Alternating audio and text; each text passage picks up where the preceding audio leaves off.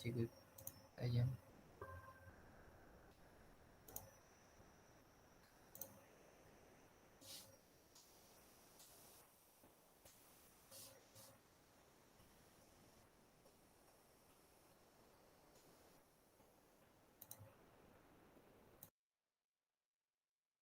Rumah tradisional Melayu, dia mempunyai elemen-elemen desain yang penting. Sampai ke zaman sekarang pun, orang pakai elemen desain ni. Dia ada 4 elemen dia. Yang pertama, ialah kolong. Kolong ialah ruangan bawah rumah. Rumah zaman dulu kan tinggi-tinggi kan. Mengelakkan banjir, tak nak bagi serangan binatang buas. Ruangan bawah rumah ni, banyak dia punya kegunaan. Kegunaan-kegunaan dia, tujuan pembaikian. Macam ada lantai yang rosak, lantai yang nak retak, apa semua. So orang akan pergi bawah rumah ni, so orang akan boleh baiki lah. Senang lah untuk orang baiki kan. Kolong ni juga fungsi dia untuk menternak binatang. Tak adalah ternak binatang macam kau bawa bagi makan bawah. Tak ada. Macam selalunya kalau malam orang tambat lah kambing dekat bawah rumah tu. Ada yang buat reban ayam bawah rumah tu kan. Kalau dari segi arkitektur, tujuan circulation. Elemen yang kedua ialah elemen serambi dan anjung. Serambi zaman sekarang ni orang panggil beranda. Anjung pula orang panggil posh zaman sekarang lah kan.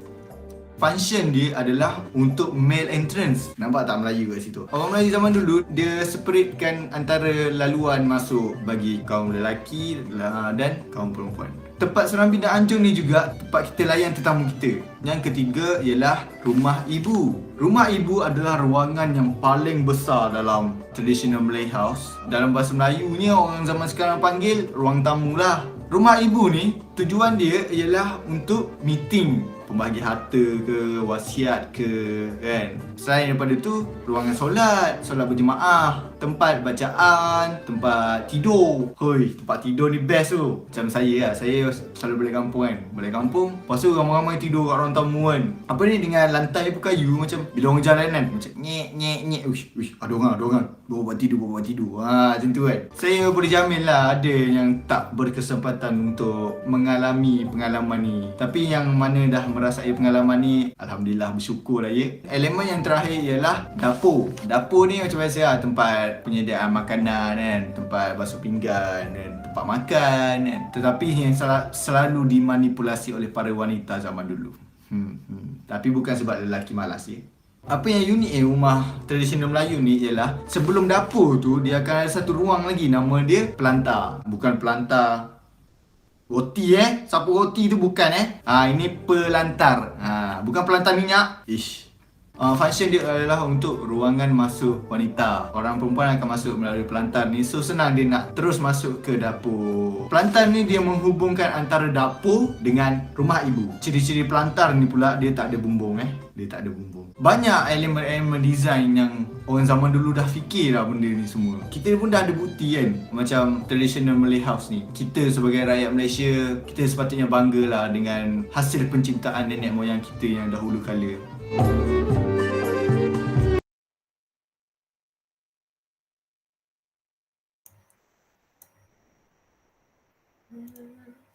Nah, apa awak tengok dalam video tadi?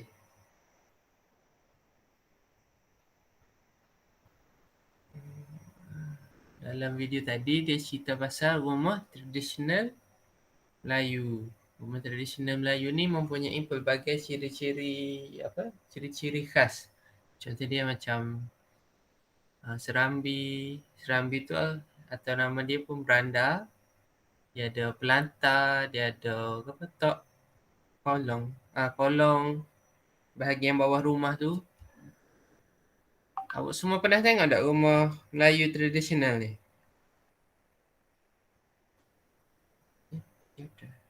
Mungkin sekarang jarang kot dapat lihat. Sebab sekarang banyak rumah moden lah. Jadi beralih kepada apa yang kita bakal pelajari hari ni. Hari ni kita akan belajar pasal fungsi-fungsi yang terdapat dekat rumah tradisional. Jadi orang zaman dahulu ni buat rumah bukan sekadar buat, tetapi mempunyai fungsi yang tersendiri. Contohnya macam kolong tadi. Dia berfungsi sebagai pengudaraan, dia berfungsi sebagai tempat untuk kita pelihara haiwan dan banyak lagi. Jadi, hari ni kita akan tengok buku teks muka surat 131.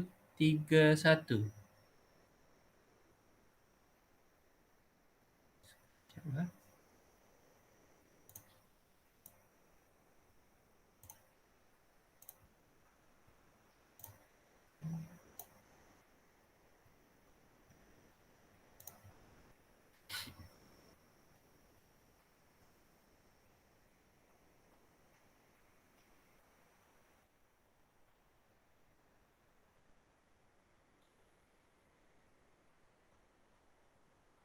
Okey, dekat sini kita akan belajar unit 23 iaitu pencinta alam. Dekat sini dia ada tunjuk dia ada tunjuk sebuah rumah tradisional Melayu yang mempunyai beberapa ciri. Contoh dia macam atap lusina, kekisi, kekuda dan pokok-pokok.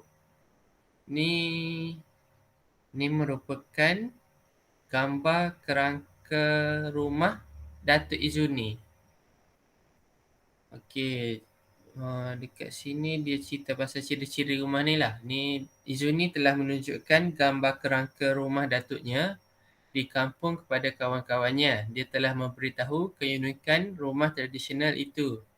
Mainkan peranan sebagai Izuni dan kawan-kawannya untuk berbincang tentang rumah tradisional yang mesra alam itu. Okey, dekat sini kita akan berbincang tentang ciri-ciri rumah tradisional ni. Jadi cikgu nak setiap seorang ambil satu ciri yang ada dalam gambar ni. Contohnya macam Irfan, dia ambil ciri kekuda, boleh?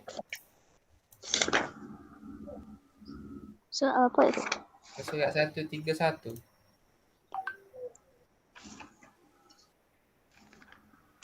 Okay, dah.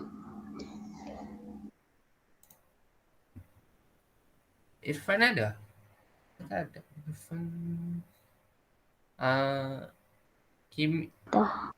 Ya, Guru. Kita. Awak cerita pasal kekuda boleh? Boleh, boleh. Hok mana? Gambar atak tu, kekuda.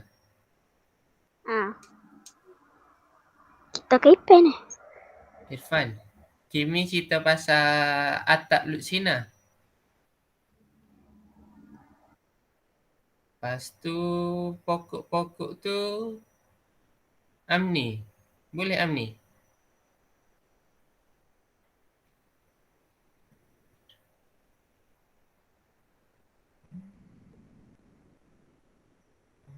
Amni ada? Kalau Amni tak ada,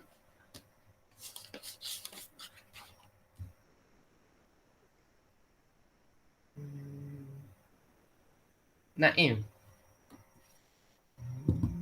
Naim ada? Naim pun tak ada juga.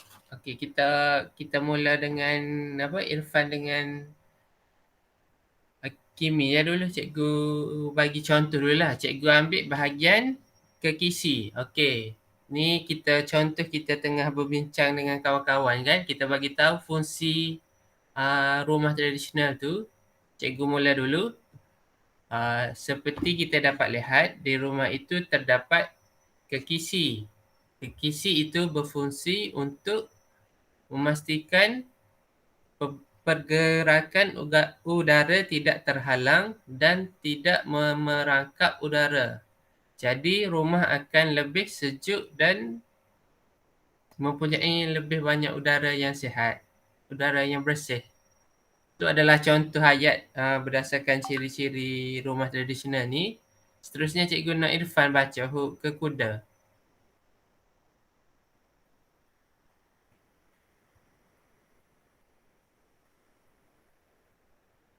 Cuba dulu Irfan.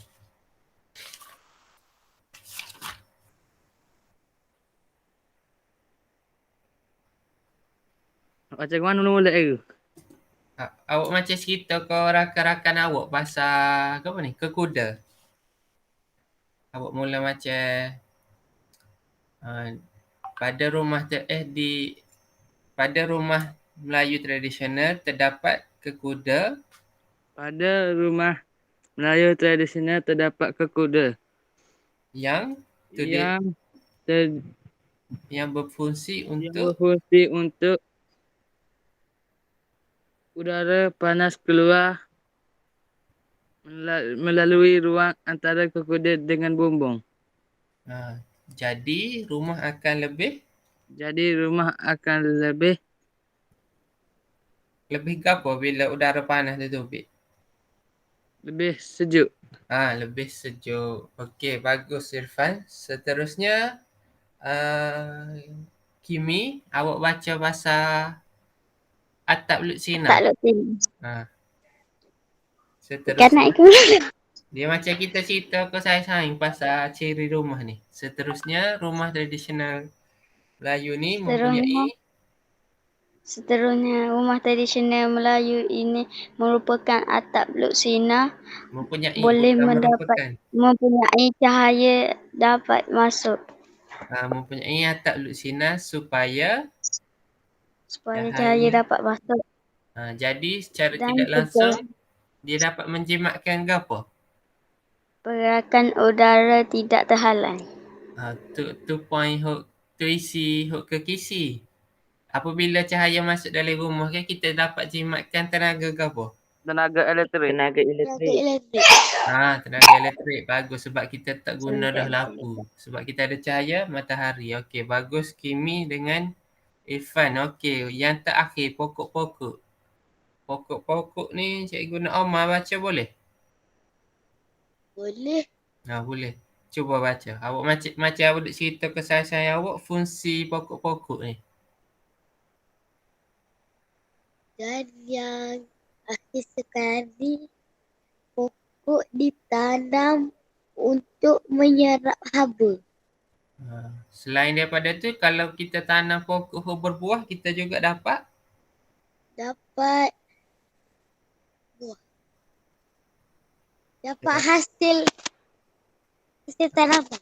kita dapat hasil tanaman. Contohnya kalau kita tanam pokok cili ke, kita tanam pokok terung ke bawah rumah, jadi secara tidak langsung kita dapat menuai hasil tanaman dan menghirup dan pokok tu dapat menyerap haba. Okey, dekat sini dia cerita empat ciri-ciri utama yang ada dekat rumah tradisional Melayu. Selain daripada ni awak pernah lihat ciri-ciri lain? Tu. Kalau rumah tradisional zaman dahulu biasa dia ada gapo dekat tangga? Buat basuh kaki tu.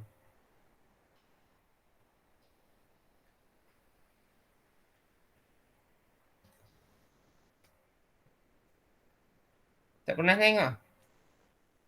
Dia ada Dok. daripada hok bulat tu. Tempayan Tu tempayan. Buat basuh kaki tu. Pernah tengok tak? Pernah. Pernah. Tu adalah salah satu ciri ciri rumah tradisional Melayu. Dia ada tempayan yang digunakan untuk kita basuh kaki sebelum naik ke atas rumah. Pernah nak tengok ke tu? Jap cek gambar.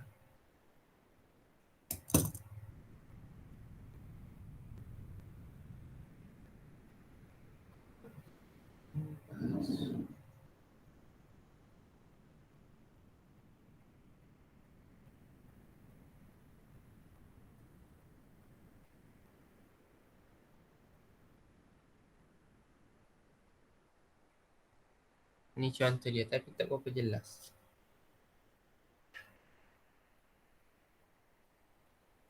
Dia ada tempayan, dia ada dia punya cedok tu. Biasa kita panggil tu batuk tak silap cikgu. Dia ada satu peribahasa bagi melepaskan batuk di tangga.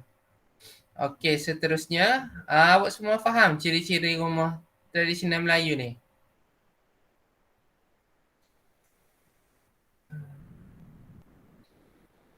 Setakat ni tak ada soalan kan pasal ciri rumah tradisional Melayu ni? Ada. Tak ada. Okey, semua faham. Bagus, seterusnya kita akan membaca satu petikan teks pada muka surat 132. Okey, cikgu nak kita mulakan.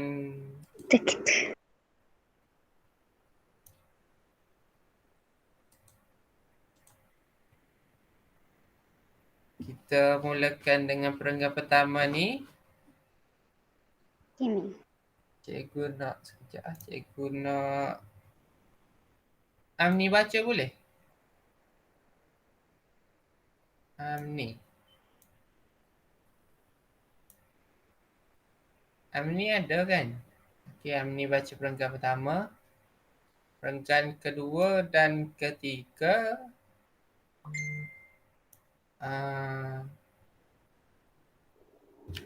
Rosita Hassan ni siapa? Correct tu. Akram. Akram. Okey, Akram.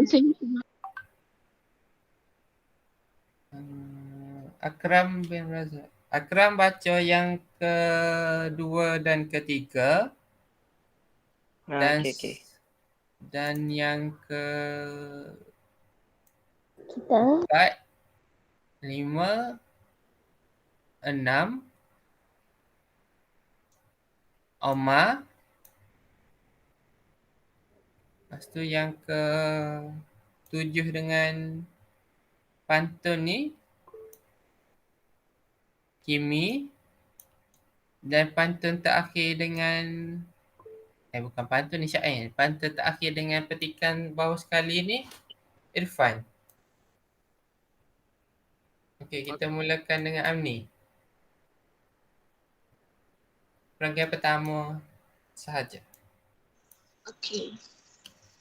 Amni cikgu. Amni.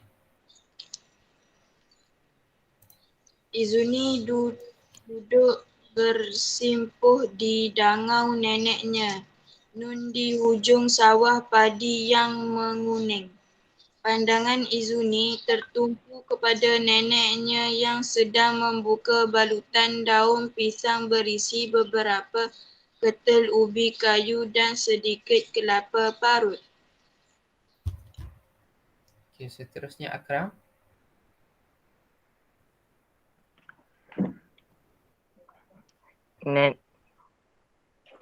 Nenek guna daun pisang mengapa? Tanya Izuni sambil membetulkan kakinya yang terkena buku bulu yang dijadikan lantai di dangau itu. Izuni, daun pisang bagus untuk dijadikan pembalut makanan. Aroma daun pisang akan menyerap pada makanan. Oleh itu, baunya akan menjadi wangi. Selain itu, mengikut petua orang tua, daun pisang dapat merawat luka dan mencantikkan kulit. Jelas Nenek Izuni sambil tersenyum. Sekejap, Ibu.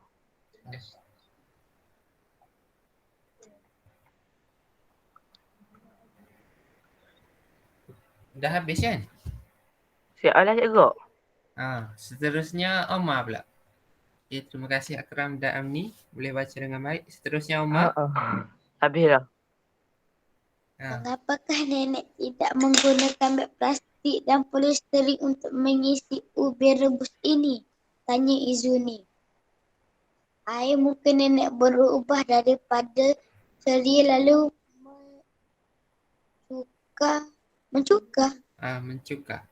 mencukar kedengaran helaian nafas nenek yang panjang.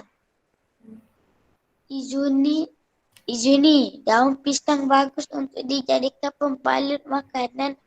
Aroma daun pisang akan menyerap.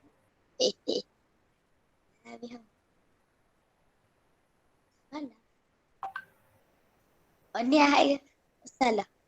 Air muka nenek berubah daripada cerita lalu mencukar kedengaran helaian nafas nenek yang panjang. Izuni, plastik dan Pristina musuh nenek. kerana bahan itu tidak baik untuk kesihatan, jawab nenek.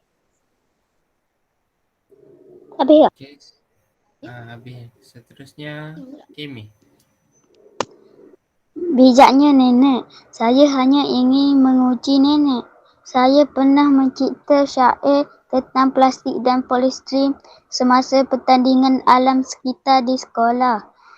Dengan syair ini, nenek, kata Izuni, wahai kawanku, dengarlah pesan untuk dirimu sebagai panduan.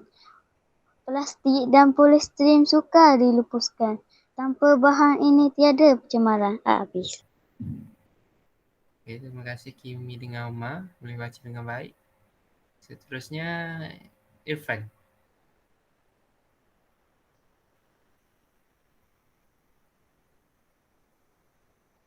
Irfan, ke mana anda menghilang?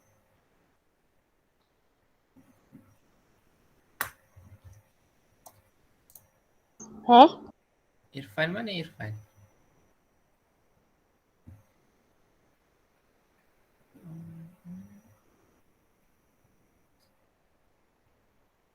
Ya saya. Baca perenggan terakhir. Syair terakhir dengan perenggan terakhir. Sikap manusia yang membuat angkara.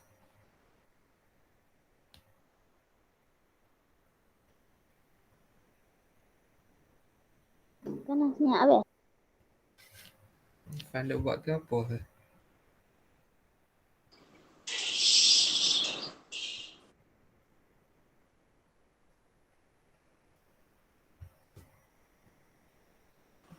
Syair pan syair. Kimi left. Iman lah baca. Iman boleh baca. Iman Huda. Iman Huda ni siapa? Iman Huda binti Muhammad Tirmizi. Awak baca boleh? Perenggan terakhir tu.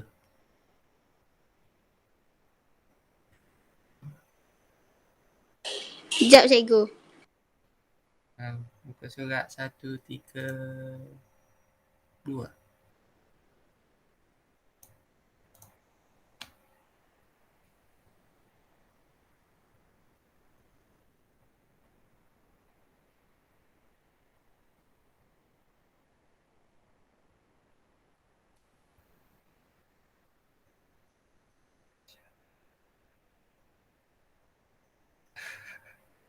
Apalah kita dengar suara Iman Huda pula. Irfan dah selalu dengar.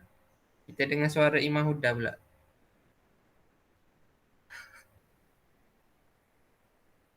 Cuba Iman Huda baca. Baca je. Baca dah. Mula aku. Tak reti aku buat Baca, syair baca, aku. Pe. Tak apa, baca biasa je. Kalau tak reti syair, baca biasa je dulu. Kimi Baca. reti syair aku. Tak apa, baca je dulu. Baca, tak perlu pun baca macam berlagu-lagu. Baca biasa je dulu, syair.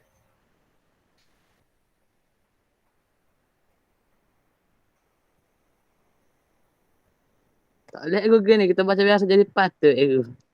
Tak apalah, patut pun patut. Acap bahasa. Asal baca je.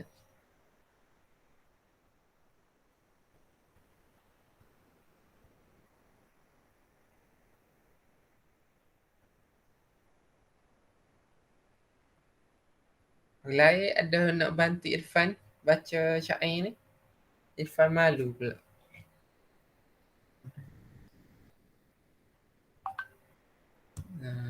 Kimi tu Peter. Arisa boleh? Arisa Batrisha baca syair ni. Tak boleh, tak reti. Tak reti juga. Ada Naim? Naim ada? Arif cikgu. Arif. Arif Amani. Arif Amani. Arif baca boleh Arif syair ni? Ada tandis ya. Arif tak kecek ni. Ada Arif ni.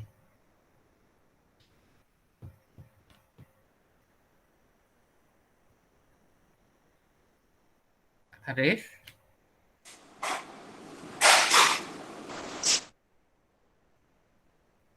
Arif tak ada ni.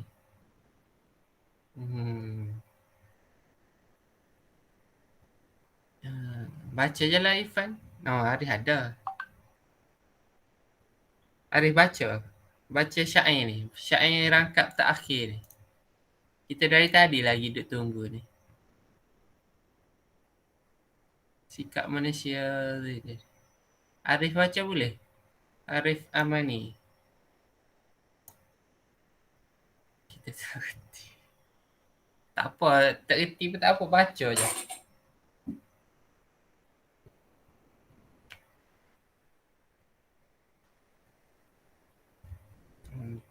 Cikgu nak baca pun tak reti syair sangat.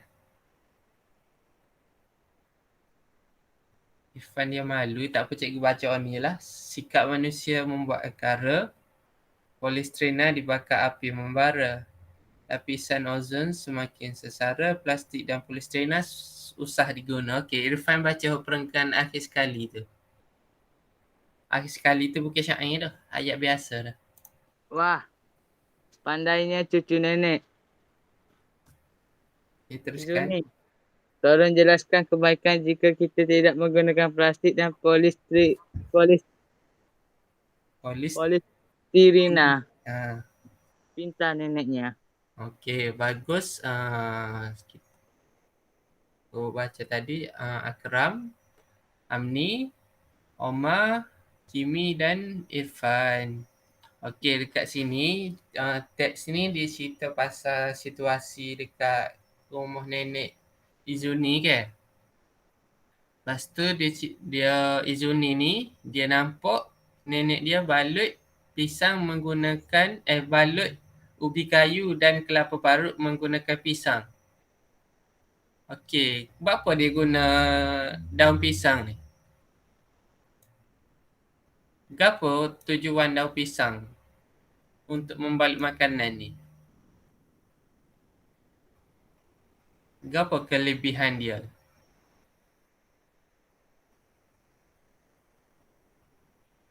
Antara kelebihan dia, makanan tu akan menjadi wangi sebab aroma daripada daun pisang tu akan menyerap pada makanan.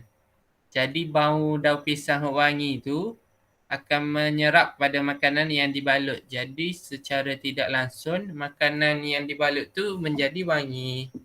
Selain daripada tu, daun pisang juga boleh buat apa? Mencantikkan kulit.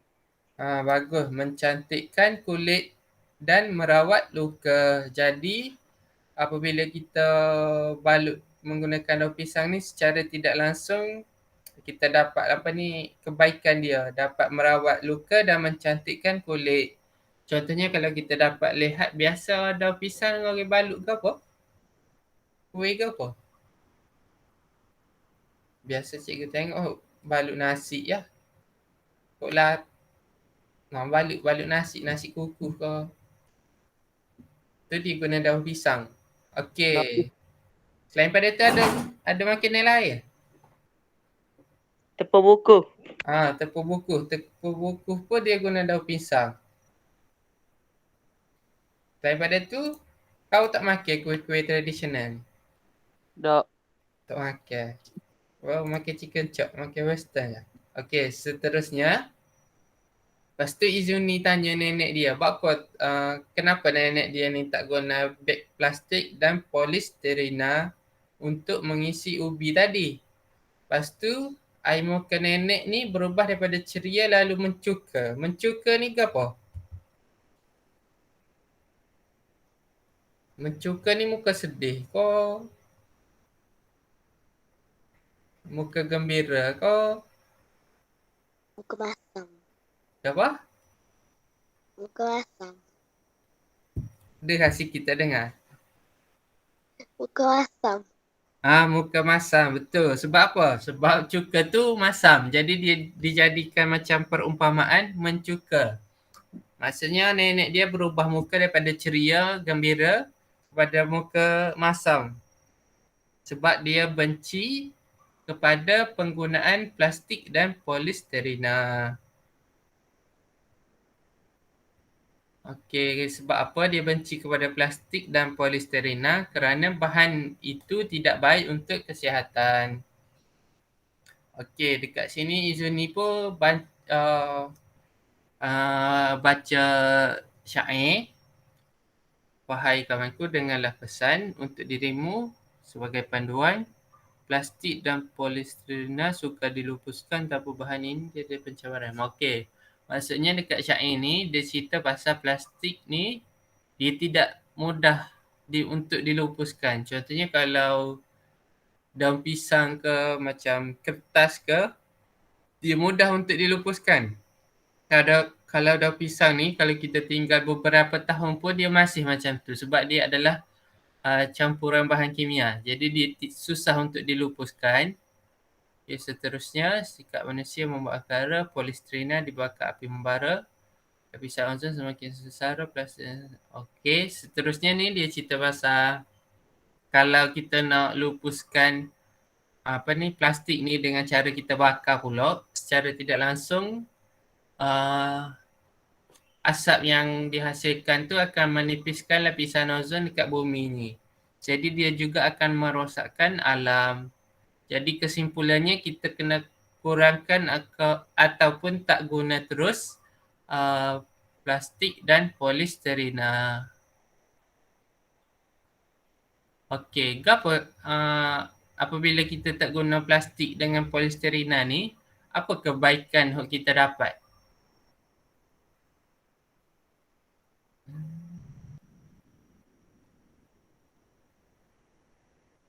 Cikgu bagi satulah. Contohnya kebaikan yang kita akan dapat apabila kita tak guna bahan plastik ni, kita dapat menjaga alam sekitar. Sebab apa? Sebab apabila kita kurangkan bahan ni, kadar sampah kadar pembuangan sampah akan berkurang sebab kita jarang guna barang plastik dan polisterina. Contohnya kalau kita pergi dekat supermarket, kita kena biasakan diri kita untuk bawa beg sendiri ataupun bawa beg kertas. Sebab kita mampu mengurangkan penggunaan beg plastik. Beg plastik tu dia susah untuk dilupuskan. Okey, selain daripada tu apa lagi fungsi selain daripada tu apa lagi kebaikan kalau kita tak guna plastik dan polisterina ni?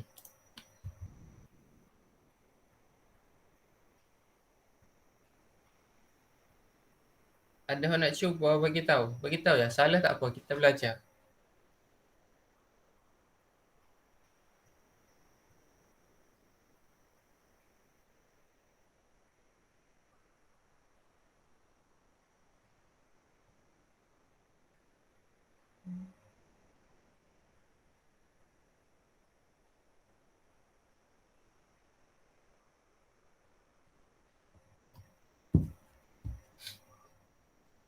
Selain daripada tu kita juga kebaikan tidak menggunakan bahan plastik ni kita dapat menyelamatkan haiwan-haiwan dekat laut. Contohnya kalau kita biasa tengok dekat laman sosial, biasa kita akan tengok kura-kura.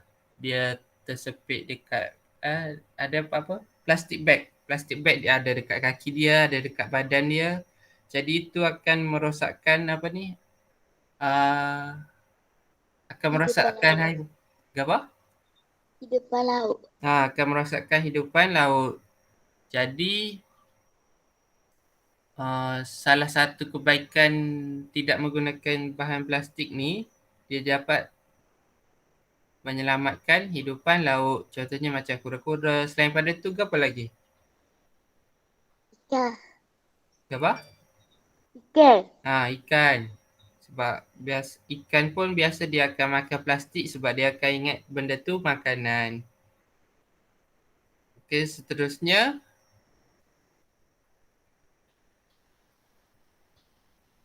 dari segi kesihatan pula. Kalau kita tengok makanan yang panas biasanya kalau dia letak terus dalam plastik makanan, contohnya dalam bekas petok ke dalam sup plastik Plastik makan ni? Plastik makanan kau macam misuk ke apa ke, biasa kalau panas-panas dia terus letak dalam tu kan. Ah, Jadi benda tu akan memberi kesan kepada kesihatan kita sebab dia akan berlaku tindak balas kimia dalam plastik tu.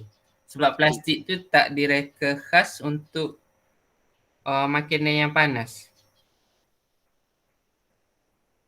Jadi mungkin kita tak akan dapat terus kesan tu. Mungkin 10-20 tahun akan datang baru kita dapat kesan tu. Dia tak berlaku secara mendadak.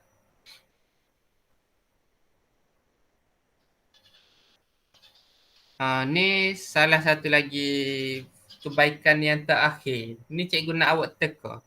Dia ada kaitan dengan nyamuk. Oh, Edis lah. Kerja ke Edis. Gapo kebaikan dia? Kita dapat sudah dapat menghindari daripada nyamuk Edi. nak tepat dah sikit lagi. Dari. Dia kalau nyamuk Aedes ni dia biasa duduk dalam gapo? Dalam air bertakung. Tu. Air bertakun tu duduk dalam Dalam tayar. tayar. Selain pada tu Dalam Yang pasu. pasu Tingkos. selain pada tu dia juga duduk dalam supik ke? Supik ke boleh takut air juga. Contohnya ada bekas makan kalah putih, bekas polistering tu. Tu pun boleh takut juga. Jadi secara tidak langsung bekas plastik ni kebaikan ni kalau kita tak guna bekas plastik dengan polistering ni, kita dapat mencegah daripada nyamuk Edi. mencegah daripada nyamuk Aedes membiak sebab kita dah kurangkan tempat pembiakan nyamuk Aedes. Okey, selain pada tu ada lagi kebaikan dia. Apa lagi kebaikan kalau kita tak guna bahan plastik?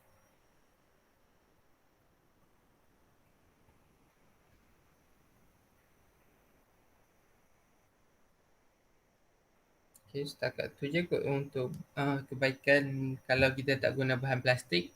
Ada sebarang pertanyaan? Okay, tiada. Okay, kita beralih kepada muka surat 134. Okay, dekat sini hari ni kita akan belajar kata nama am dan penjodoh bilangan. Awak semua tahu dah kan apa tu kata nama am dan penjodoh bilangan?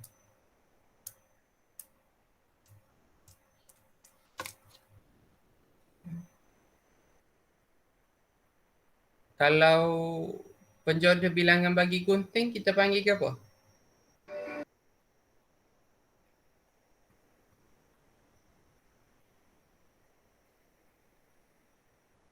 Kalau gunting kita panggil sebilah gunting sebab tu merupakan objek yang tajam. Okey.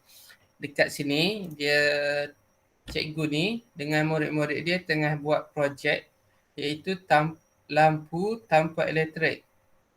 Amma, Izuni, Imran dan Ifah serta cikgu Syafiq menyediakan bahan untuk menghasilkan lampu tanpa elektrik. Bahan tersebut ialah apa ni? Gam. Gam. Plastik keras. Air. Gunting. Botol dan pahat. Okey. Bagus Irfan. Okey, setiap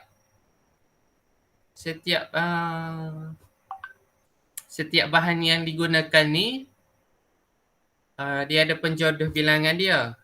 Contohnya kalau gunting kita panggil sebilah. Sebilah gunting. Sebilah gunting sebab benda tu merupakan objek yang tajam. Kalau botol ni sebuah botol air. Sebotol air kan? Sebotol air. Sebotol air ni. Sebabnya kalau air saja ni Air. satu ke apa panggil? Satu jug lah.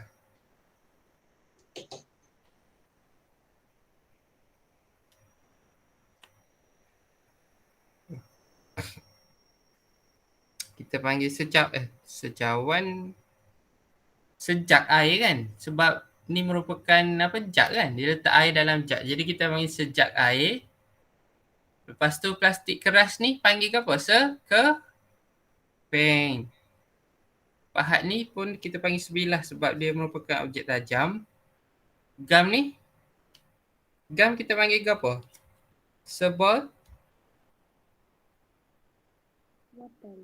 Sebekas gam, sebotol gam. Botol gam. Sebotol gam. Okey, dekat sini dia cerita pasal cara nak buat lampu tanpa elektrik ni. Yang pertama, cikgu dia ni memegang zinc. Lepas tu dia gunting, lepas tu berhati-hati. Okey, cikgu nak Omar buat ayat boleh? Berdasarkan ayat dia bagi ni. Dia macam cerita cara nak buat lampu tanpa elektrik ni.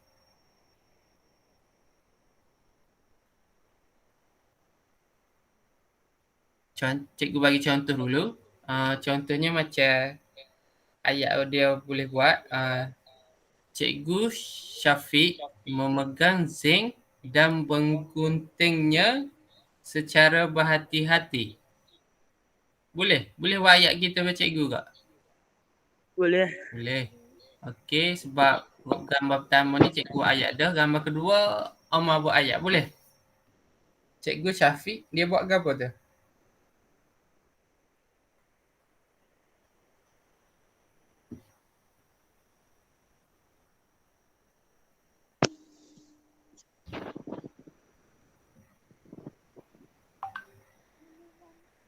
Cikgu Syafiq cuba buat ayat Omar.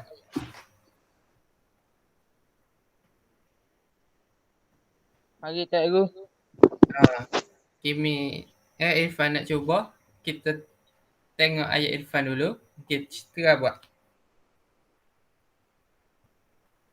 Cikgu Syafiq menuang air ke dalam botol Yang digenggam.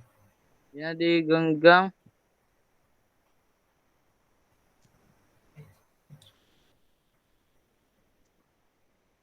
Yang digenggamnya. Lepas tu air tidak menyerap tu nampak ayat kan tu? Air tidak menyerap. Menyerap ke? Mungkin dia letak apa ni? Dia letak tutup botol kot. Dia Dan tegak. Cikgu Syafiq menutup botol supaya air Itu tidak menyerap. supaya air Faham. itu tidak menyerap. Okey, bagus. Siapa tadi? Amni? Lepas tu, okey, terima kasih Amni. Lepas tu yang terakhir ni. Yang terakhir ni dia cerita matahari memancarkan, membias cahaya, menerangi dan elektrik.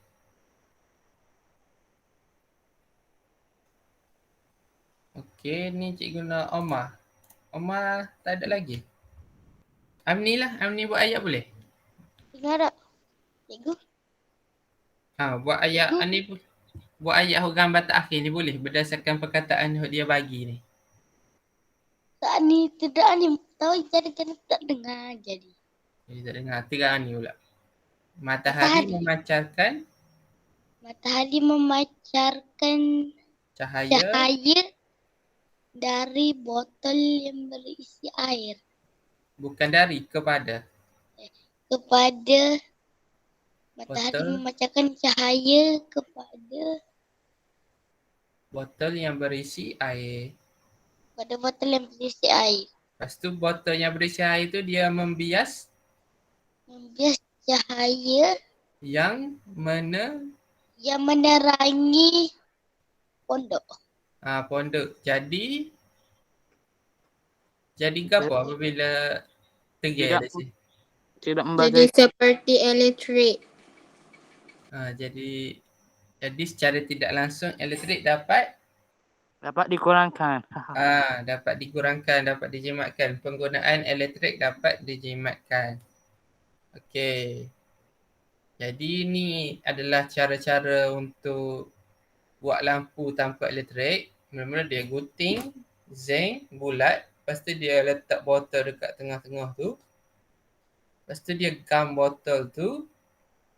Lepas tu siap. Dalam masa yang sama dia isi air dalam botol tu. Jadi fungsi dia macam apa ni, kanta pembesar. Awak semua pernah tengok? Pernah. Dia biaskan cahaya tu Pernah. daripada lubang kecil dekat botol tu, dia jadi cerah dekat bawah tu.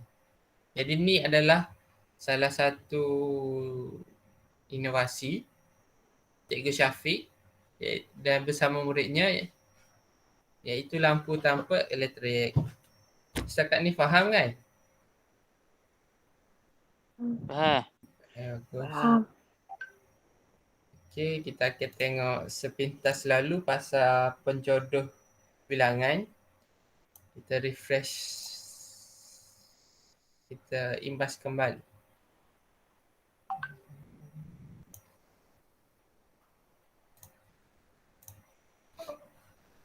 Tolong ada apa tu? Ada grup map. Tak ingat tu spek ah.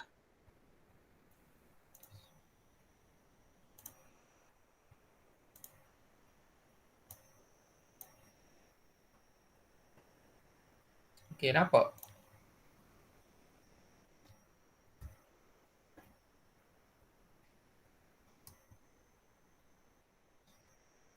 Gambar tak keluar tapi tak apa, kita tengok ya dulu. Okey.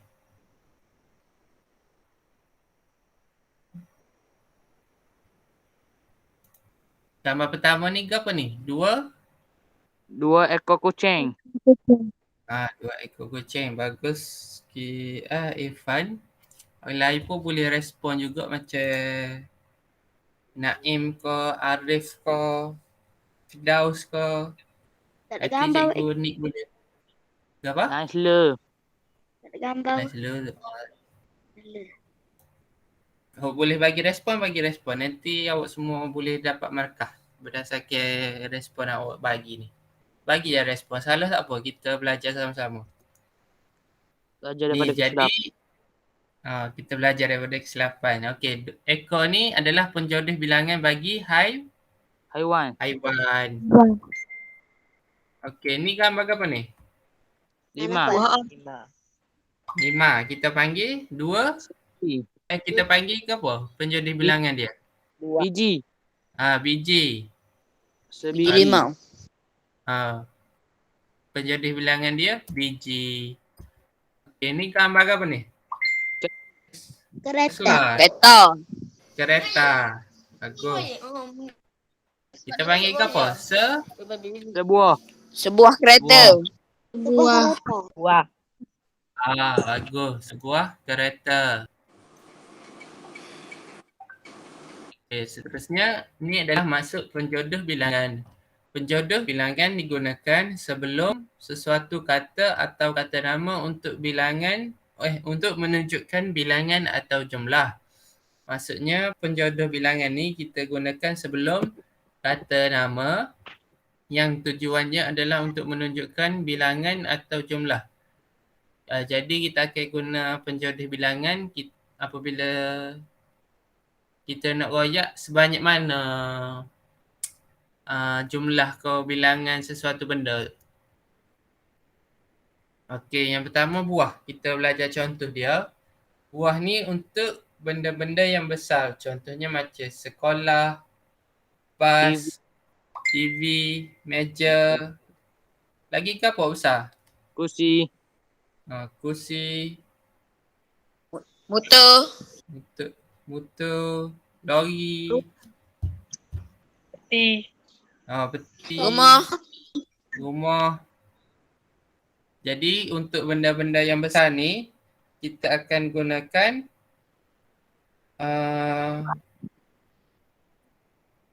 penjodoh bilangan buah. Okey, seterusnya bilah. Bilah ni kita akan gunakan untuk benda-benda yang tajam. Contoh dia Gunting. Sebilah gunting. gunting, pisah, lagi kapok. Selain Keris. daripada tu, Parai. parang, Sabit. sabit, Pistol. Keris. pistol tajam ke? Pistol peluru. Pistol peluru, keris, lagi Apa lagi tajam? Tombok. Tombok. Tombok pun tajam juga. Okey. Selain daripada tu ada contoh lain lagi tak bagi bilah?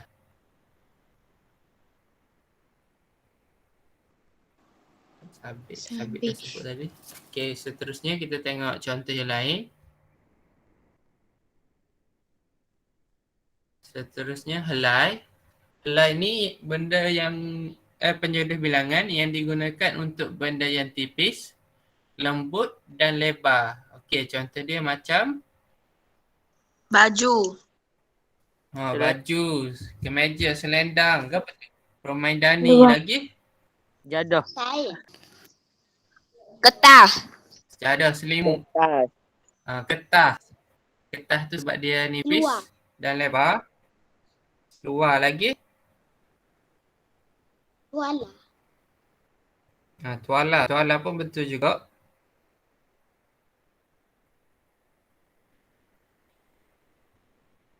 Okey, ada contoh lain? Daun. Daun. Daun pun betul juga. Sehelai daun sebab dia nipis, lembut dan lebar. Okey, bagus. Bagi Hood sebut pistol tadi untuk apa ni? Benda yang tajam. Penjodoh bilangan bagi pistol ialah pucuk. Sepucuk pistol. Pistol. Okey, dan ni adalah kuis. Berikan penjodoh bilangan untuk benda-benda di bawah. Gergaji kita panggil?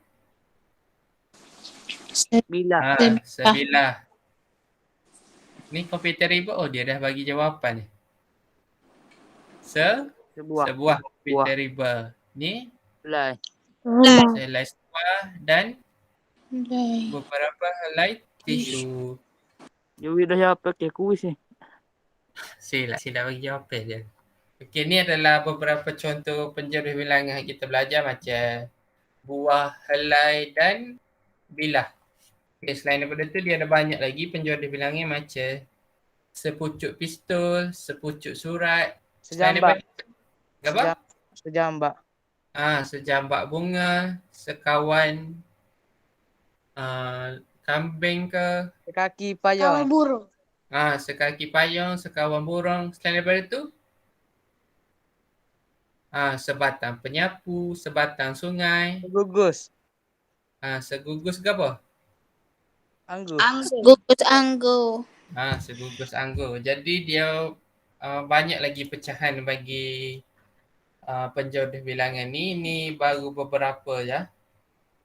Jadi untuk tugasan, cikgu nak awak salin muka surat 134 tadi buat dalam bentuk ayat. Lepas tu buat dalam bentuk perenggan. Maksudnya gambar pertama tu satu perenggan. Ni dia buat dah ayat pertama tu. Gambar yang kedua, perenggan kedua. Gambar yang ketiga, perenggan ketiga. Dan gambar yang keempat, perenggan keempat. Buat ayat Buat ayat. Panjang pendek. Panjang ayat majmuk. Okey. Okey. Setakat ni ada sebarang soalan? Tak. Jadi kesimpulannya daripada hasil pembelajaran kita pada hari ini, kita belajar pasal ciri rumah Tradisional. ciri rumah tradisional orang Melayu. Dekat sini dia ada beberapa ciri, contohnya atap lutsina, kekisi, kekuda dan pokok-pokok. Jadi orang Melayu ni dia buat rumah, dia bukan sekadar buat je, tetapi dia ada fungsi di sebalik dia. Macam contoh dia, kekuda. Kekuda ni fungsi dia untuk membenarkan udara panas keluar. Jadi rumah tu akan lebih sejuk. lebih sejuk. Okey, seterusnya kita belajar pasal plastik dan polisterina. Plastik ni dia banyak memberi kesan buruk kepada alam sekitar. Jadi kita harus kurangkan penggunaan barang plastik. Dan yang akhir sekali kita belajar pasal lampu tanpa elektrik. Ni kita belajar cara nak buat lampu tanpa elektrik yang dapat menjimatkan tenaga elektrik. Okey, setakat ni ada soalan?